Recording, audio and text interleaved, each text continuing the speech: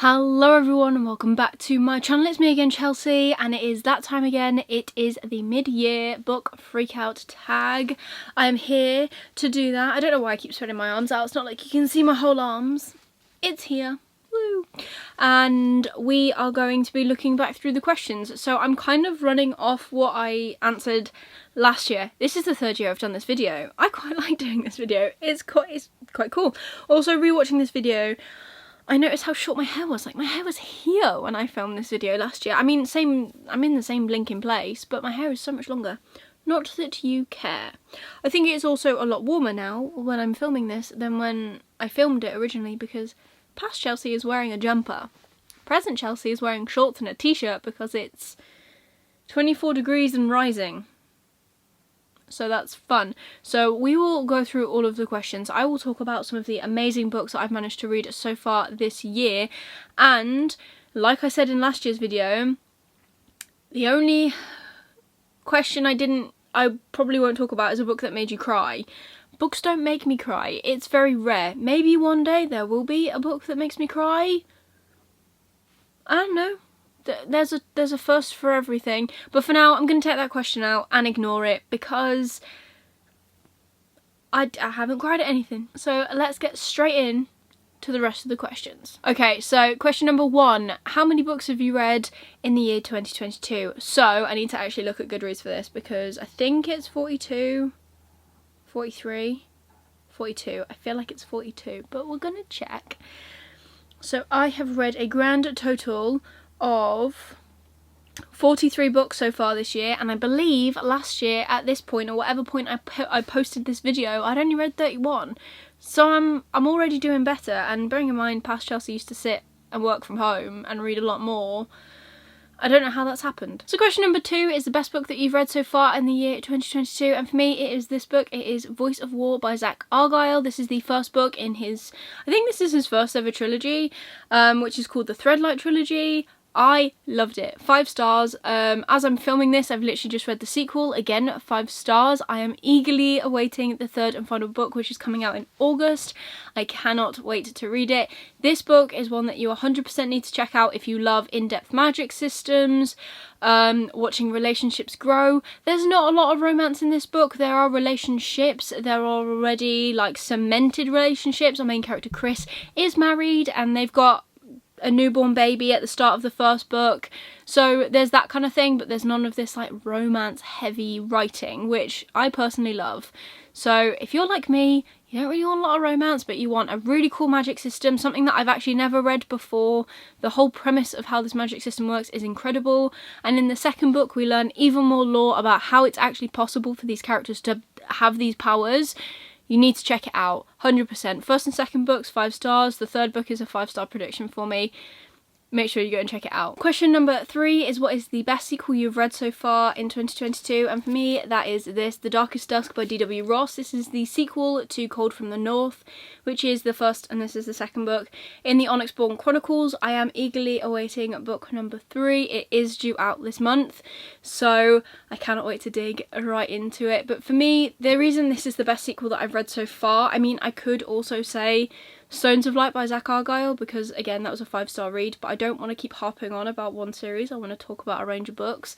So this is definitely that, because for me, and I've said this to the author, book 2 is where he comes into his own. So book 1 is following our main, we're following one main character called Ogolf, and he is from this small little village, and unfortunately there's this like really sudden cold that has set in, and all of a sudden this army is heard to be rampaging through their continent, killing everyone in sight. So the village, some of them decide to escape down to the south, and we're following his travels and his relationships with people. And I feel like the second book, I said this in my vlog when I read this, halfway through this book the author really comes into his own. I feel like it just kind of gets stepped up a bit, the plot, the characters, everything, and I cannot wait to see what the third and final book brings us. I am expecting it to be a little bit soul crushing, so we'll see what he's got in store. So question number 4 is a new release that you haven't read yet but you really want to, and for me, like last year, I've got 2. First one being The Stardust Thief by Chelsea Abdullah.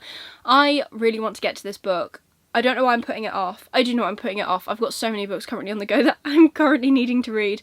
But I was so lucky, and I won her last competition as well before the release of this book, where I won an ARC and bookmarks and stickers and all sorts of fun things, which you would have seen in a vlog because I would have screamed about it. I really want to read this. This sounds like an absolutely incredible book. It is also a debut, which makes it even better. And then the other book is this, which is Fevered Star by Rebecca Roanhorse. I want to read this one because last year my 5-star book that I also spoke about in this video for my best book that I'd read so far in the year of 2021 was Black Sun, and this is the sequel, and I really want to get to it and see if I feel the same way about this and whether this is 5 stars. So those are the 2 new releases that I really want to get to. Obviously there are many more, like other ones that I could mention are like The Final Strife. What else? The Warrior, which hasn't actually been released yet, but I have got an ARC which I do plan to read this month, so keep an eye out for that.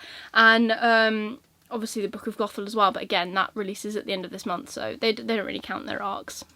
It is what it is.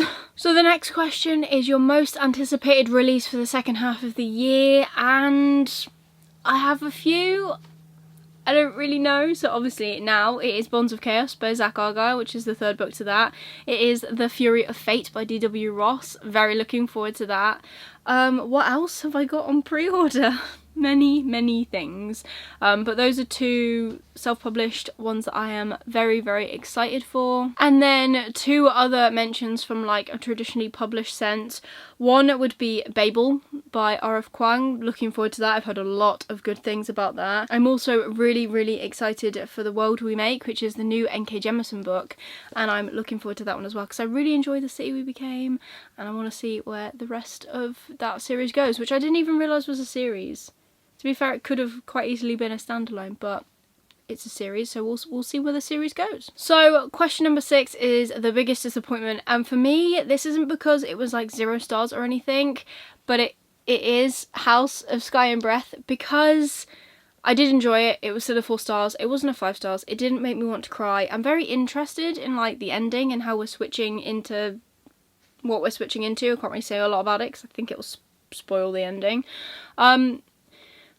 But it wasn't everything I wanted, and in this book I actually did not give a toss about Hunt and Bryce.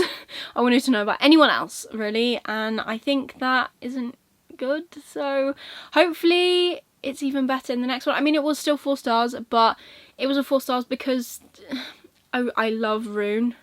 I love Rune and his friends and the relationship that Rune goes into. I liked that sort of stuff, and like kind of the hide and seek, not the hide and seek, but it's kind of like a mystery as well as to what has happened to one of the characters, and there are quite a few like twists and turns which you don't see coming, which are good, but I was just disappointed. It's not my worst book of the year. I don't really know what that would be currently thinking about it, but it wasn't everything I wanted.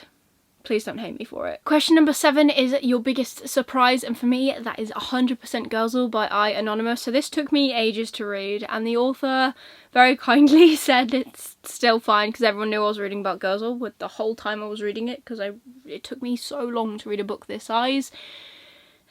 But I did it, and 4 stars.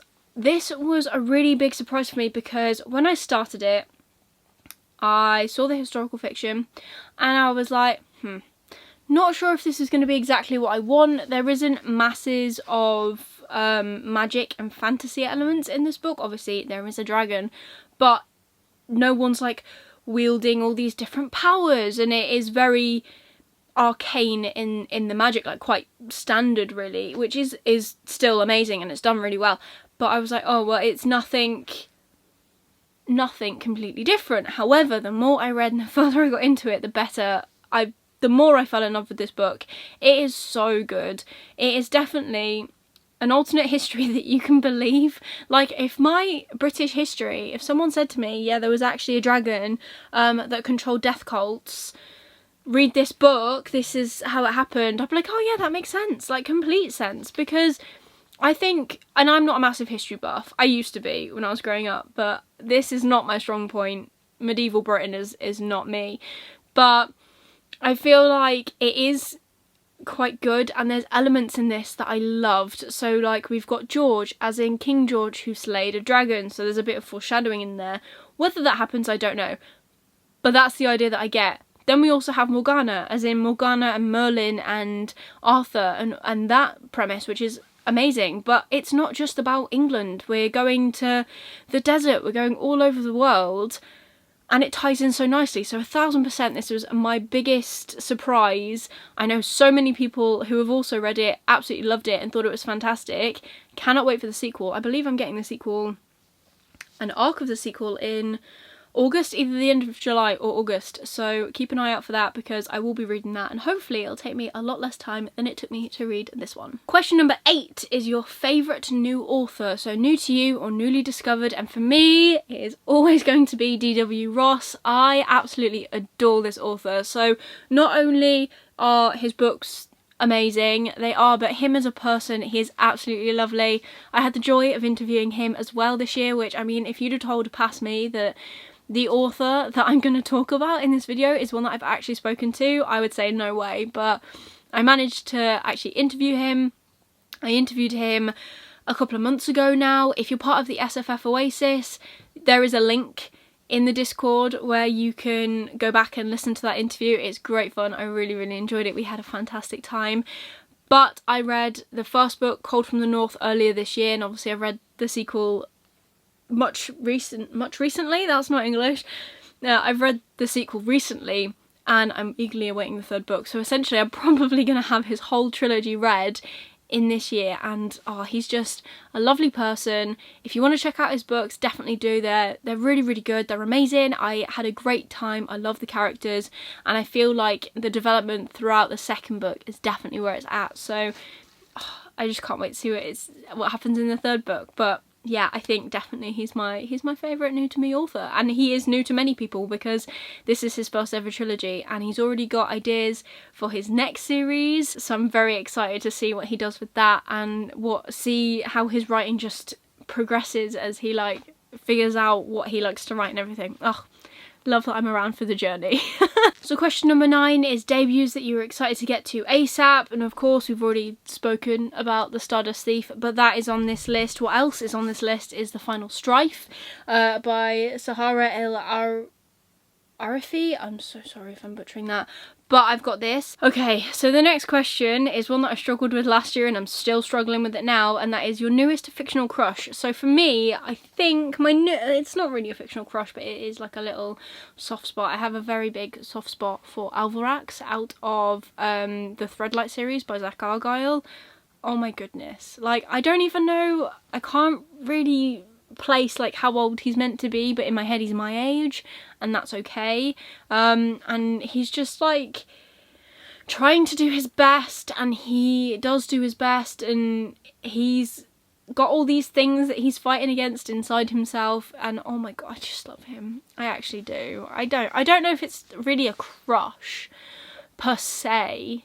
It might just be like a bit of a soft spot, but that's the first character that's come to mind about sparking any sort of feeling for me. So Alvarax it is. And the final question is the most beautiful book that you now own, and for me it's going to be another copy of The Stardust Thief. I have now got 3 copies of this book, but not only have they changed the colourway and made it purple and the edges are all purple, no, there's end papers with artwork which are absolutely stunning. And then if that wasn't enough, and I have got like full breakdowns of these, this came from Bookbox Battle, we've got foiling under the dust jacket, and I'm pretty sure it's the other side, and the other end paper is completely different. How stunning. I have not received yet, it is also signed, I have not received yet my copy of the sequel to The Witches Steeped in Gold, and the title of that book is currently escaping me, but I've got that coming, and I'm sure that will make the list. But once again, at the end of this year, you can be sure that I will be making another Gorgeous Book Awards, which I'm very excited for, because I probably have got many books that are good contenders for this category, but that is just the one that comes to mind right now. I love the foiling as well, and also it helps that it is so highly anticipated for me. Again, why am I putting it off if I am anticipating it so much? I don't know, but I am. But there you go. There is my mid-year freakout book tag. I hope you have enjoyed. If you have, please give it a like. Really supports me and my channel. Leave me a comment down below of your favourite book that you've read so far this year. Let me know. Or your least favourite book you've read this year. That might be a bit more controversial and I'd love to hear it. If you don't want to leave me a full comment and you just want to leave me an emoji, leave me... You know the emoji with like the person's like brain exploding, like that. Because to the fact, it just blows my mind that a year ago I was stood here filming this video and my hair was a little bit shorter and my whole situation has completely shifted in a year. Baffles me. And the thought that next year when I film this I'll be in a completely different house, fingers crossed if all goes well, also baffles me as well. And if you want to see more of me, more of my content, more of my vlogs, my book box unboxings, all those fun things, please consider subscribing down below and ringing that notification bell to get notified every single time I upload new videos. I currently upload on a Wednesday and on a Sunday, so be sure to stick around for more bookish content from me. The next video you will see on a Wednesday after this, I'm pretty sure, is a very exciting announcement.